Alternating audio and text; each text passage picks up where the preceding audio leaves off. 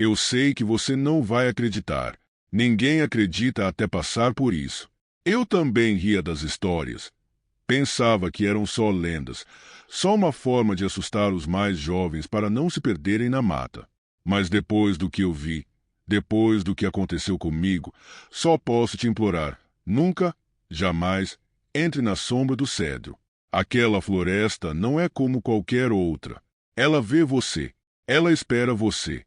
Há alguns anos, a caça no vilarejo estava escassa. A comida mal dava para alimentar as famílias, e parecia que os animais tinham desaparecido das florestas vizinhas. João, Miguel e eu achamos que a única opção era ir mais fundo, até a sombra do cedro. Rimos das advertências, chamamos os antigos de supersticiosos. Lenda ou não, acreditávamos que voltaríamos cheios de carne. Mas assim que atravessamos a primeira linha de árvores, algo mudou. Não foi imediato. A princípio, era só o silêncio, uma quietude anormal, como se até o vento se recusasse a entrar na floresta. O chão estava úmido, mesmo sem chuva, e o ar tinha um cheiro estranho, como terra antiga, mas com um toque metálico. À medida que avançávamos, o tempo parecia se arrastar. O sol, que deveria estar brilhando alto, começou a se esconder atrás das nuvens espessas, até que tudo ao redor fosse engolido por uma penumbra que nunca ia embora. João riu e disse que era só um dia nublado, mas havia algo na escuridão que nos observava. Os caminhos que seguimos logo desapareceram. As trilhas que conhecíamos tão bem simplesmente não estavam mais lá. As árvores, antes familiares, pareciam se mover, inclinando-se sobre nós como gigantes adormecidos, torcendo seus galhos esqueléticos para bloquear nossa passagem. E foi então que os sons começaram. Primeiro, passos, não os nossos, pesados, calculados, reverberando ao longe, mas cada vez mais perto. Nós olhávamos, procurávamos, mas não havia nada, ou pelo menos, não conseguimos ver. O Miguel começou a suar. A respiração dele ficou ofegante.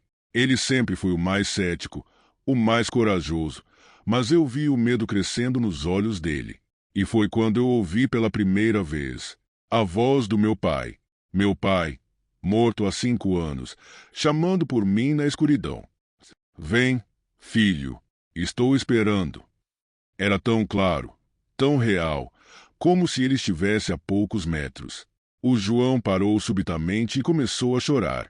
Ele dizia que estava ouvindo a mãe dele, morta muito antes que o meu pai. E eu senti meu sangue gelar. Não era possível, não podia ser real, mas lá estava, as vozes nos chamando, nos implorando para irmos mais fundo na floresta, para nos entregarmos a ela.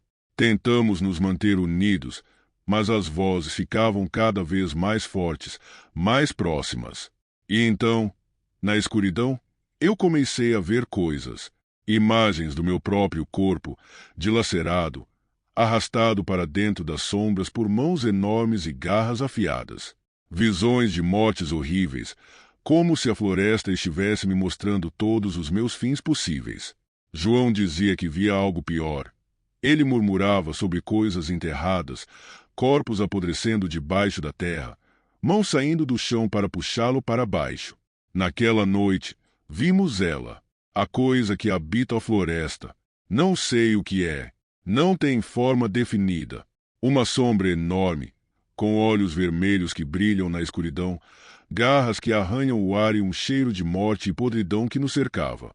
Nunca vimos seu rosto, mas eu sentia seu peso, sentia sua presença, sufocante, como se a própria floresta estivesse viva, respirando ao nosso redor.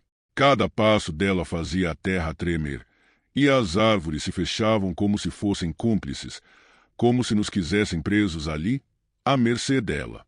O João, ele foi o primeiro a sucumbir. Ele correu, gritando que precisava encontrar a mãe dele. Tentamos segurá-lo, mas ele sumiu entre as árvores, engolido pela escuridão. Os gritos dele, Deus, eu ainda ouço os gritos. Eles ecoaram por horas, até que foram silenciados de repente, como se algo tivesse pego. E depois disso, só silêncio de novo. O Miguel estava perdendo o controle. Ele balbuciava. Dizia que ouvia vozes, mas não mais da mãe ou do pai. Ele ouvia algo dentro da sua mente, algo que o chamava de um lugar mais fundo, mais escuro. Foi então que percebi. Não era apenas a floresta. Era um teste.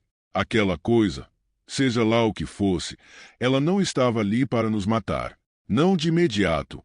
Ela queria nos quebrar por dentro, nos fazer perder a razão, destruir tudo o que éramos até que não sobrasse mais nada. E então, ela nos deixaria com vida, mas como? Outra coisa. Na última noite, e eu finalmente entendi. Caí de joelhos na lama, com a criatura se aproximando, sua sombra cobrindo tudo ao meu redor. Não adiantava mais fugir. A coisa estava me puxando para o abismo, me quebrando de dentro para fora. E foi aí que eu senti. As garras. Algo frio e afiado rasgou minha pele. E eu soube, naquele momento, que não ia sair dali inteiro. Acordei nos arredores da vila, 3 dias depois, sozinho. Miguel, ele nunca mais voltou. Dizem que, se você escutar com atenção à noite, ainda pode ouvir seus gritos vindo de dentro da floresta. Quanto ao João, bom, ninguém mais fala dele. Eu voltei, mas não voltei igual. Aquela cicatriz nas minhas costas, essas garras deixaram uma marca que nunca vai desaparecer. E não é só na carne.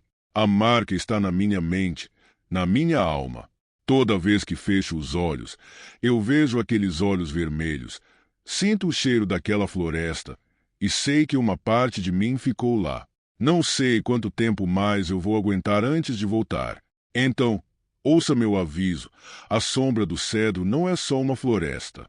Ela é viva, e o que habita lá não está esperando para caçar você. Está esperando para devorar sua alma, pedaço por pedaço, até que você mesmo deseje nunca ter saído.